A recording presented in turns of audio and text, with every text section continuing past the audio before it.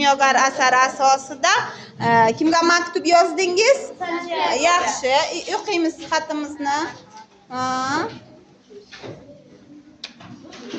Santiagoga yozilgan maktub. Salom Santiago, ahvollaring yaxshimi?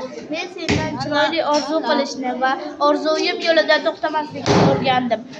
Buning uchun senga rahmat. Senga bir savolim bor. Sen ota-onang yoniga bordingmi?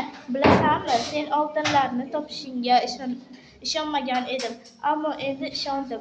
Bu asardan mening xulosam shu bo'ldi. Agar inson rostakam nimadir xohlasa, unda butun olam uning istagini amalga oshirishga yordam beradi.